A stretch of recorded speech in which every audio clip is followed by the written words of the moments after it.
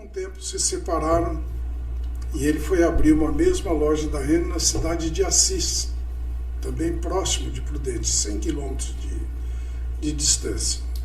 Então ele teve várias iniciativas como empresário, né? Até que lá em Assis ele teve uma série de problemas simultâneos, né? Alguém roubou, abriu um buraco na parede da loja e levou todo o estoque dele. Uns dias antes, um dos vendedores, que ele tinha uma rede de vendedores, né? Havia recebido, né, as parcelas que os clientes deviam, né? Porque vendia em prestações, né? E ficou com dinheiro, né? E um terceiro fato foi um amigo para quem ele havia dado um aval no empréstimo, né, que não pagou e ele teve que cobrir. Então ele praticamente quebrou aí. Quebrou e foi passar os anos seguintes como zelador de um prédio em Santos que um cunhado havia ajeitado para ele, para que ele não ficasse sem emprego, né? Porque com uma certa idade, né, mais de 50 anos naquela época, era velho, né? E ali ele estava passando os últimos anos dele, né, lá em Santos. Bom, e eu fiquei ali em Assis, né, mais algum tempo para tentar ajeitar as dívidas que haviam ficado do negócio que ele havia deixado, né? E depois disso, passei lá um ano em São Paulo, né? Tinha lá meus 18 anos aproximadamente, né? Como é que foi a saída para São Paulo?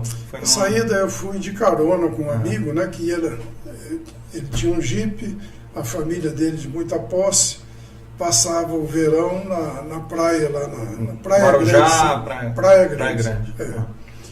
Aí me ofereceu carona, falei, eu vou, mas vou só até São Paulo, que eu quero ficar lá, visitar os parentes e tal. Aí eu fui para São Paulo.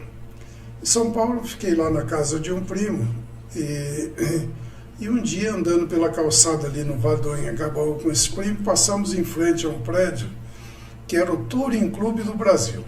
E na janela daquele prédio, né, a loja ficava num terraço, num térreo, e lá tinha um anúncio de emprego para jovem, né? Precisamos de um jovem com conhecimento de inglês.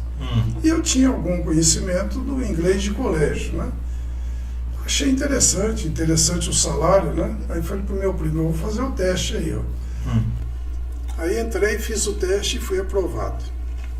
E o trabalho era interessante, porque era só atender o pessoal principalmente estrangeiros, que iam ali para renovar uma carteira, ou renovar o documento de um veículo, pagar o imposto. E eu fiquei ali uns 2 ou 3 meses, até que surgiu um caso meio complicado. Aí o pessoal percebeu que o meu inglês era muito pobre. E aí eu perdi o emprego. Em seguida, lá em São Paulo havia uma dificuldade muito grande quando você mudava de bairro, né? Você estava na Moca, por exemplo, mudava lá para Santana, você não conseguia levar o seu telefone para lá, né? Naquela época não conseguia. Naquela época demorava anos, às vezes, para conseguir mudar uma linha.